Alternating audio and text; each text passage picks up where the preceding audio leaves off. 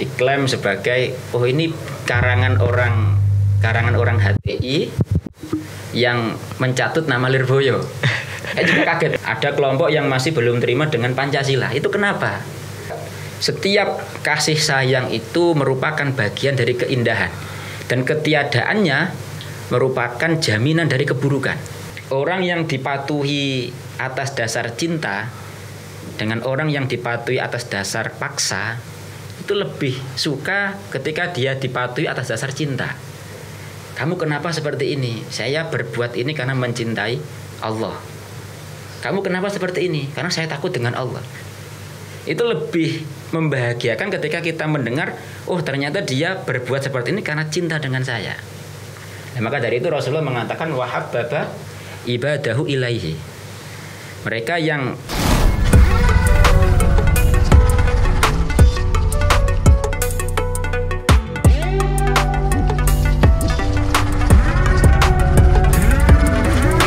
Assalamualaikum warahmatullahi wabarakatuh. Selamat datang di LIM Podcast, siaran podcast persembahan Lembaga Ittihadul Mubalighin bersama saya Muhammad Yusuf sebagai host.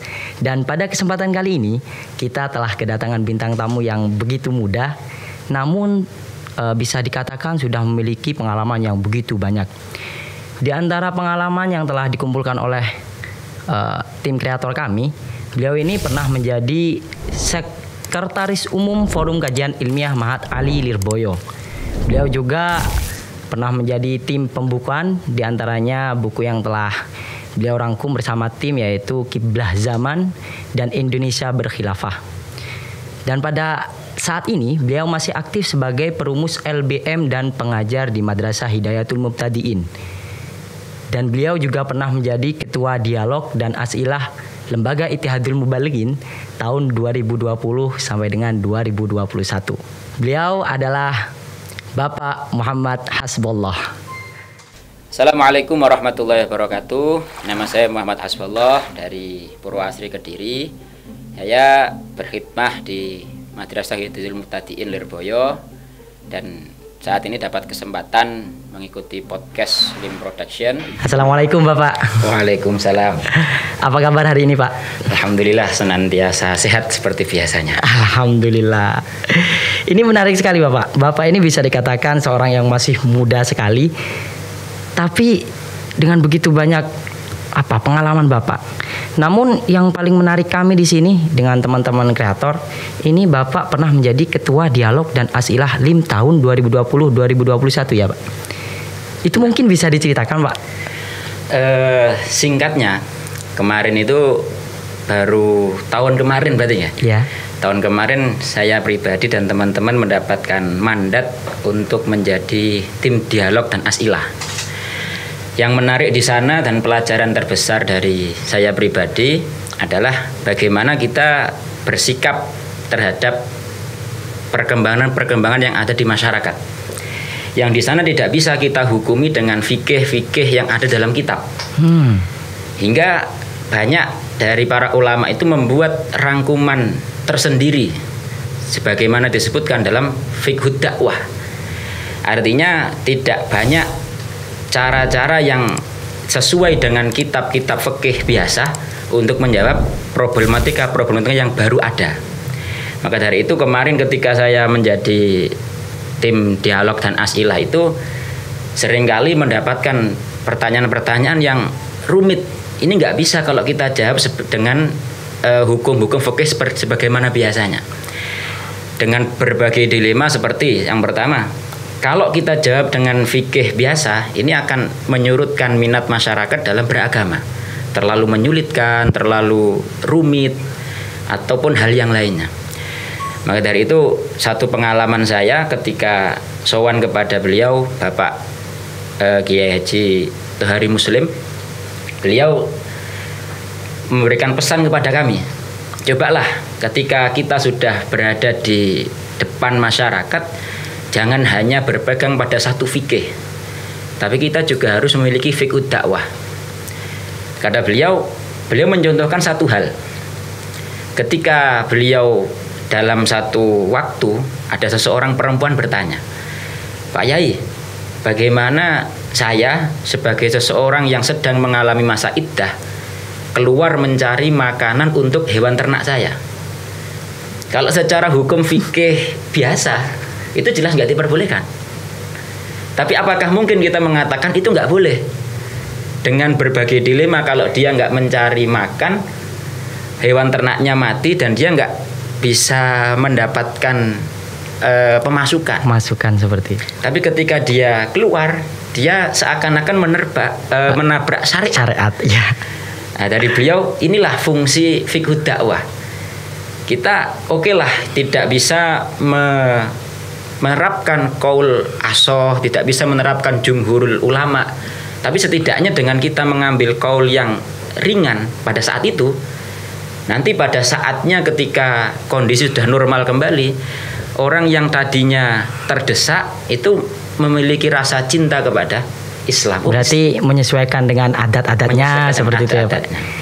Itu versi dakwahnya seperti apa Pak? Apakah langsung terjun ke masyarakat atau melalui media apa seperti LIM ini atau mungkin? Alhamdulillah kalau kemarin kita karena masih pandemi, akhirnya masih sebatas melalui media sosial.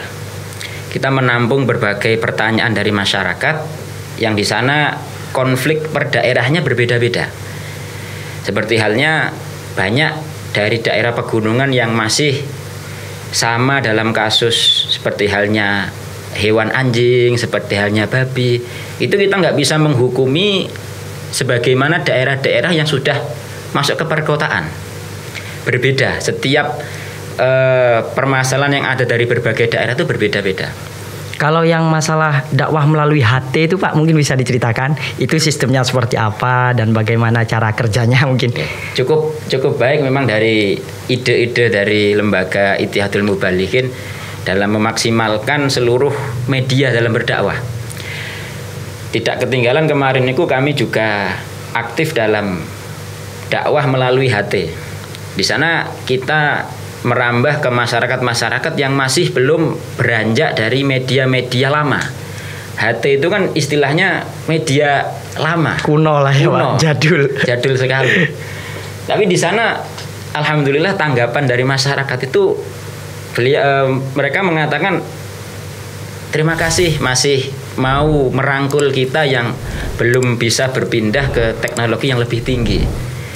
Jadi di sana niku memang kompleks masyarakat itu banyak yang sebenarnya mereka mau mengungkapkannya tapi nggak tahu kemana. Itu banyak nggak Pak yang ikut HT itu Pak? Kemarin tercatat itu ada beberapa komunitas dari berbagai daerah.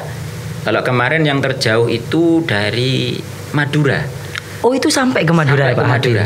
Jadi saya juga kaget ini kok dari Madura. Padahal HT itu istilahnya media kuno dan sudah banyak ditinggalkan. Itu memang Madura asli di Madura sana atau Madura swasta itu Pak? Itu yang perlu ditanyakan.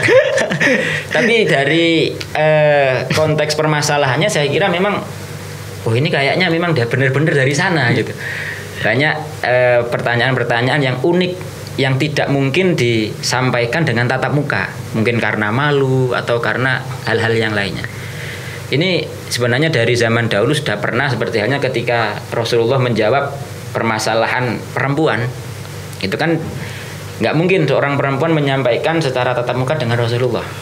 Karena apalagi permasalahan intim seperti area kewanitaan. Nah, itu melalui para istri Rasulullah nanti disampaikan kepada Rasulullah. Itu kan kalau kita terapkan sekarang seperti halnya media ini. Ini menarik sekali Pak. Menurut Bapak sebenarnya dari pembahasan dari cerita-cerita Bapak, menurut pandangan Bapak dakwah itu apa sih gitu? Secara simpelnya dakwah itu sebenarnya ajakan. Dari para ulama sendiri juga memberikan pengertian bahwa secara bahasa dakwah itu adalah at-thalab.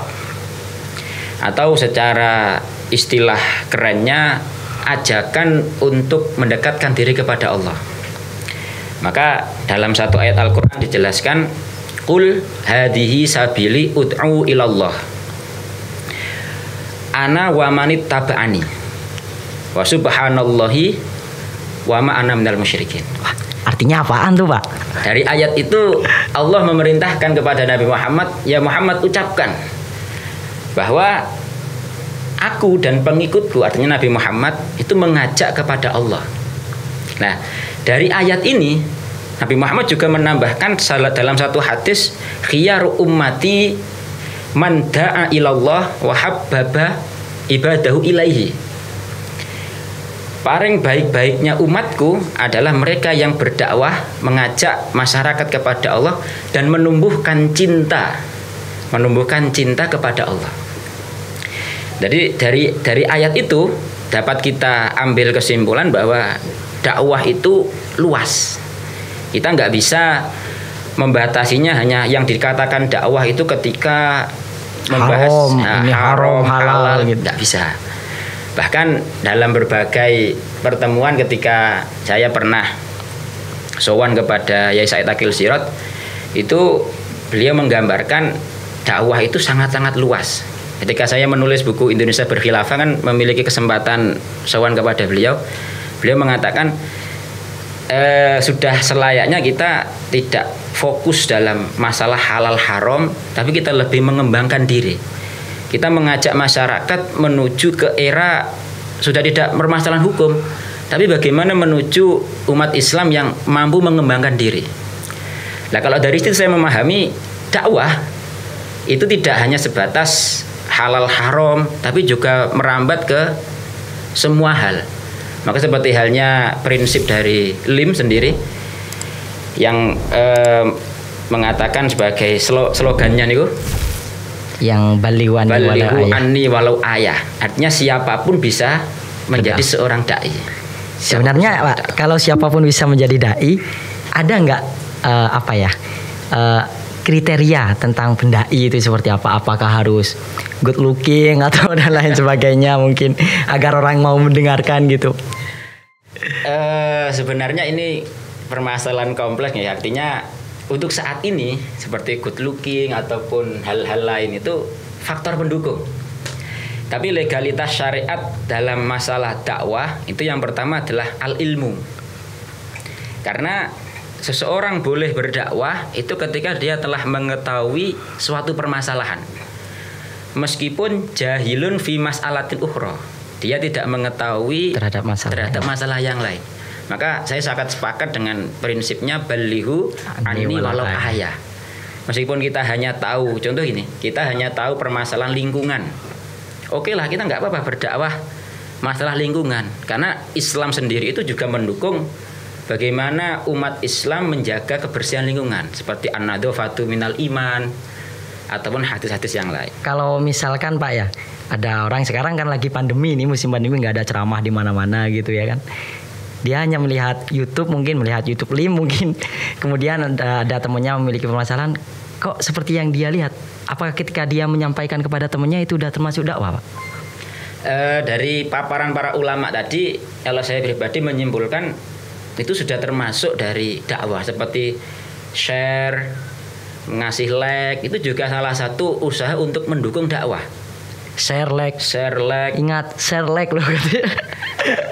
Karena memang kalau kita kembali ke era Rasulullah, saat itu Rasulullah sedang pertama kali berdakwah. Beliau menggunakan dakwah sirri. Dan dukungan yang ada saat itu berupa penerimaan oleh para sahabat, para keluarga Nabi terhadap dakwah Nabi. Nah, ini kalau kita terapkan pada saat ini, ya tidak jauh lah dari semisal like, share, komen ataupun yang lainnya. Follow juga ikut termasuk. Ya, Pak. Karena salah satu yang memajukan akun-akun dakwah ya seperti itu.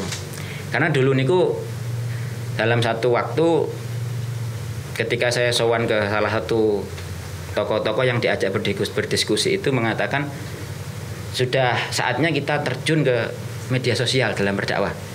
Karena kalau kita lihat ketika kita mengeklik dalam Google satu kata hukum memakai sarung terlalu tinggi, nah, cingkrang itu yang keluar bukan dari kelompok Ahlussunnah wal Jamaah. Itu kan sangat miris karena hampir 80% rakyat Indonesia sudah menguasai dunia internet. Maka dari situ dalam praktek seperti ini sudah seharusnya kita ramai-ramai untuk menyebarkan konten-konten yang bermanfaat. Itu lebih mengena. Dan itu juga termasuk dakwah ya Pak? Termasuk dakwah. Jadi kita saat ini lebih mudah dalam berdakwah. Kita cukup duduk santai, rebahan sambil minum kopi. Udah dakwah ya? Udah dakwah. Sudah termasuk balighu anni itu. Sudah termasuk balighu anni walau ayatan. Tapi tetap dalam satu hadis al-ajru tetap biqadri ta'ab. Artinya setiap kesulitan itu berbanding dengan apa yang akan kita dapatkan. Ini kan juga, tapi tidak menyurutkan, tidak lantas menyuruhkan kita harus terjun. Kalau memang bisa terjun, silakan. Tapi kalau memang keterbatasan seperti saat ini pandemi gitu kita bisa memanfaatkan hal-hal seperti media sosial ataupun yang lainnya. Ngomong-ngomong masalah buku ini Pak, ini gimana ini Pak? Kok bisa mencetuskan buku yang keren lah, Indonesia Berkhilafah gitu? Ini sebenarnya buku tentang apa sih Pak? Mungkin bisa dikenalkan? Indonesia Berkhilafah itu berawal dari keluhan masyarakat tentang kenapa saat ini ketika negara lain sudah berpikir maju, kesejahteraan umat, berpikir bagaimana kita bisa memajukan negara, Indonesia masih dalam tahap menyepakati dasar negara. Ada kelompok yang masih belum terima dengan Pancasila. Itu kenapa? Hanya dari tim Mahat Ali setelah dirembukan, dicetuskan bahwa oke lah, kita perlu menulis buku Indonesia Berkhilafah. Mungkin bisa diceritakan sedikit aja tentang buku Indonesia Berkhilafah Pak? Buku ini sebenarnya sedikit ada garis tengahnya. Artinya ada pro kontra dalam penulisannya. Karena memang dari judulnya kan kita sudah melihat Indonesia Berkhilafah. Bahkan kemarin itu di salah satu media sosial pernah diklaim sebagai ini karangan orang HTI yang mencatut nama Lirboyo. Saya juga kaget loh, ini kok dituduh milik orang HTI. Dikira milik orang HTI. Karena dari nama ya Pak? Dari namanya. Nah ini memang kami buat seperti itu karena agar kita bisa merambah ke mereka-mereka yang tidak menyepakati konsep negara Pancasila. Karena orang-orang yang tidak sepakat secara ideologi melihat buku yang menolak paham mereka sudah nggak mau membaca. Nah, itu kemarin ketika sowan kepada Yai Said Akil Sirot juga diberikan masukan. Sudah saatnya santri itu tidak selalu masalah halal haram, tapi lebih bagaimana coba kita lihat ke Swiss. Beliau mengatakan Swiss bukan negara Islam, tapi di sana nilai-nilai keislaman dapat diterapkan. Nilai kejahatan itu sangat minim, terus nilai keadilan sangat tinggi. Pejabat-pejabat dengan rakyat itu dapat mukhalatoh, dapat bercampur. Sedangkan Indonesia, negara-negara Islam lain, Arab, Timur Tengah yang lain itu negara-negara Timur Tengah lain malah banyak yang tidak bisa menerapkan nilai-nilai keislaman. Maka dari itu ditulislah buku ini. Sudah kita sepakati dulu bahwa khilafah itu bukan sebuah nas dari Quran hadis ataupun qaul ulama, itu hanya bagian dari sejarah. Kita pernah berjaya dengan khilafah, tapi dalam satu sken sejarah lain kita pernah terpuruk dengan khilafah. Apakah kita akan kembali ke era terpuruk atau ke era kejayaan? Kalau kita kembali ke khilafah, kita nggak tahu. Makanya kita cukup fokus yang ada saat ini, kita majukan saja. Itu mungkin sekilas. Terciptalah buku Indonesia Berkhilafah. Buku Indonesia Berkhilafah yang dalam penulisannya juga banyak pro kontranya sendiri. Dari judulnya mungkin Pak. Dari judulnya itu. Terlalu ekstrim. Kira-kira beli di mana nih Pak buku seperti ini Pak? Ya mungkin bisa didapatkan di toko-toko terdekat atau bisa dicek di Limstore. Limstore kayaknya sudah ada Pak. Ya, kita kembali ke dakwah lagi Pak ya. Sebenarnya dalam dakwah itu ada tata krama tertentu nggak Pak? Apakah kita harus pakai surban, pakai imamah baru kita bisa dikatakan dakwah atau bagaimana? Menarik. Kita masih terbatasi dengan pemahaman seperti itu. Iya. Padahal yang ada kelompok-kelompok sebelah yang dakwahnya secara nilai itu 9 ke atas, itu justru bukan dengan berpakaian seperti halnya kita. Mereka berpakaian seperti masyarakat pada umumnya. Jadi pakai celana, pakai jaket, terus hanya nggak ada sorban, nggak ada peci. Anak muda sekali lah begitu ya, Pak. Humble, terus bisa membaur dengan masyarakat. Itu yang saat ini lebih menarik bagi mereka. Maka kalau dari saya pribadi melihat, dari yang saya simpulkan dari kitab-kitab para ulama itu, setidaknya ada satu poin penting, yaitu adalah arifku, lemah lembut, kasih sayang. Kita bukan pada masanya mengatakan itu haram, itu halal. Kita bukan masanya mengatakan bahwa itu neraka, dosa. Itu bukan masanya seperti itu. Karena kita hidup di era milenial yang semua, apalagi di negara Indonesia, masyarakatnya dilindungi oleh undang-undang dan dengan budaya yang begitu banyak, begitu beragam, maka kita harus menyesuaikan.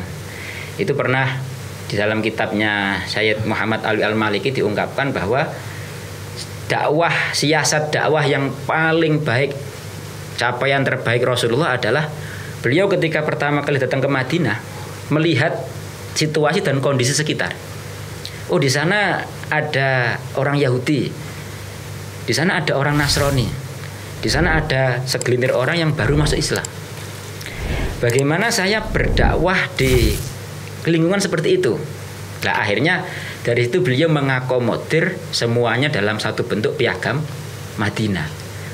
Bagaimana semuanya itu diakomodir, haknya orang ini, bagaimana orang ini. Ini kan termasuk salah satu siasat dakwah terbaik. Dan di sana Rasulullah tidak pernah memaksakan kamu harus masuk Islam.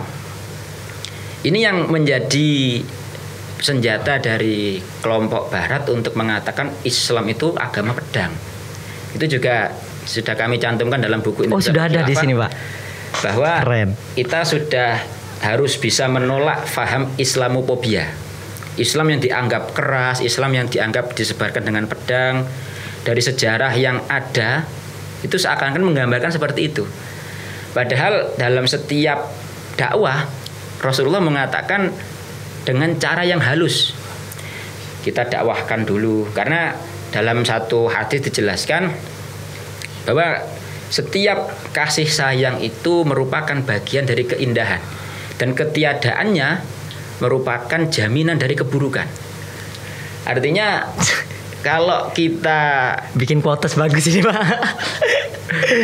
Kalau kita bertindak radikal itu oke lah, kita memenangkan hatinya saat itu.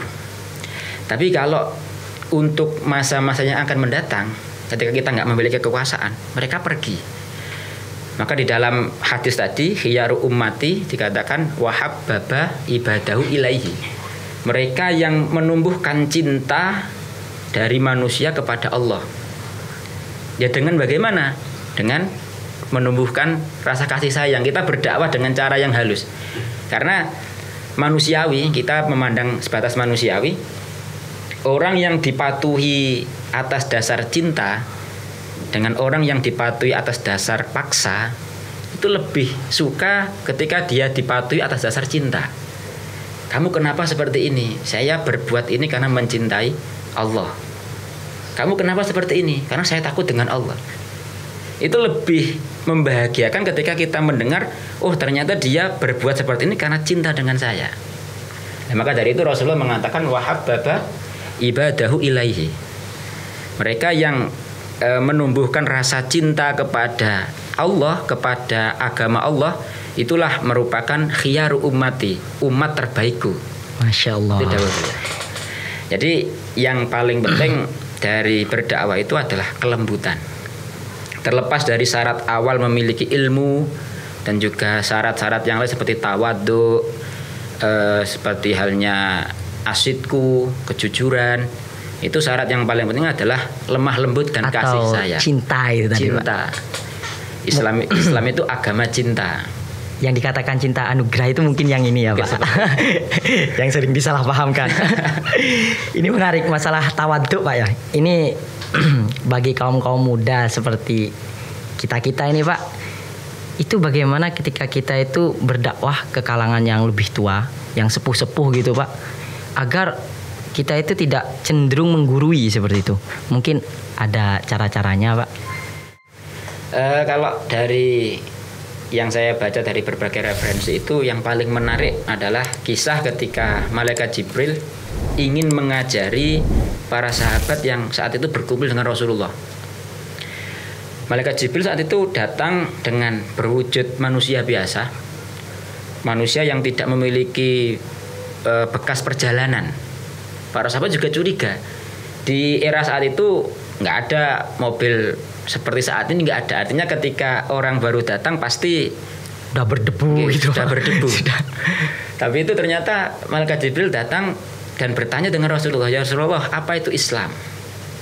Islam itu adalah orang yang mengucapkan dua kalimat syahadat. Apa itu iman? Apa itu ihsan?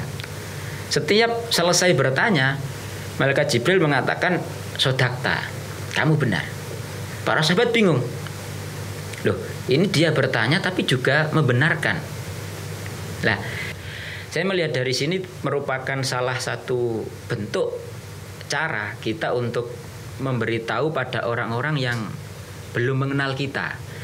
Karena yang ada saat ini, problem terbesar dari kalangan para santri, kalangan kita yang baru pulang dari pesantren itu kan, di sana ada sesepuh desa atau orang-orang sepuh yang sudah dituakan di desa, tapi secara pengamalan agamanya masih kurang. Itu kan kita yang sulit. Bagaimana kita mengatakan kepada mereka ini yang benar tanpa menyinggung perasaan beliau-beliau ya. mereka. Nah, dari sini akhirnya saya melihat bagaimana malaikat Jibril itu berusaha memberitahu dengan bertanya. Mungkin itu yang bisa kita terapkan ketika kita ingin memberi masukan kepada mereka yang tersebut adalah bertanya. Untuk hukumnya ini bagaimana? Pada saatnya nanti mereka akan menjawab, seperti ini. Oh, mohon maaf, tapi kalau di dalam satu keterangan seperti ini, mohon kebijaksanaannya dalam memahami hukum ini bagaimana. Itu dari situ saya kira tidak akan menyinggung perasaan orang yang lebih tua, karena kita tidak ada unsur menyalahkan, kita tidak ada unsur mendebat ataupun yang lainnya. Karena dari sana kita merendahkan diri untuk bertanya, dan kita sebatas memberi masukan. Ini ada satu pendapat seperti ini yang benar yang mana, mohon petunjuknya. Itu salah satu siasat dakwah. Karena kalau kita pulang langsung menjadi seakan-akan orang yang paling benar, paling pintar itu justru menjauhkan masyarakat dari kita. Mereka nggak akan mau, ini siapa baru lahir kemarin sudah tiba-tiba langsung jadi imam. Nah, gitu. Itu memang problem yang banyak dialami oleh teman-teman yang safari kemarin. Itu banyak yang seperti itu. Bagaimana kita mengingatkan imam bahwa dia itu bacaannya tidak memenuhi persyaratan dalam sholat. Itu bagaimana? Itu yang paling sulit. Bahkan dari situ hukum dari para ulama juga mencetuskan satu hukum, istilahnya apa? Jamaah surotan. Kita hanya berpura-pura jamaah, tapi kita sholat sendirian. Itu dasar hukumnya adalah kalau kita berpisah dengan jamaah itu, mendirikan jamaah baru, itu akan menimbulkan fitnah. Nah, ini kan menunjukkan bahwa syariat itu juga mengakomodir kondisi-kondisi di mana kita tidak bisa mengatakan hukum yang benar. Seperti halnya, oh ini bacaannya kurang tepat. Itu dalam kasus seorang ummi, orang yang tidak bisa membaca Al-Quran menjadi imam dari seorang qori, orang yang bisa membaca Al-Quran. Kalau kita mengingatkan, dia sebagai sesepuh akan muntap. Oh, ini anak baru kemarin sudah mengingatkan saya, bagaimana ini. Nah, itu dari syariat memberikan solusi. Yes, nggak apa-apa, sampean tetap sholat di sana tapi jamaah surotan. Saman seakan-akan jamaah tapi saman sholat sendirian. Nah, itu salah satu bukti bahwa syariat itu juga mengakomodir permasalahan-permasalahan yang tidak bisa dijawab secara hukum murni. Kita harus mengikutkan di sana kondisi masyarakat yang belum siap menerima hukum-hukum dalam sesuai. Ini terakhir Pak, siapa sih? Kita kan pengen tahu dengan Bapak semangat bikin buku, dengan pengalaman Bapak, ada nggak siapa gitu mungkin tokoh inspiratif bagi Bapak?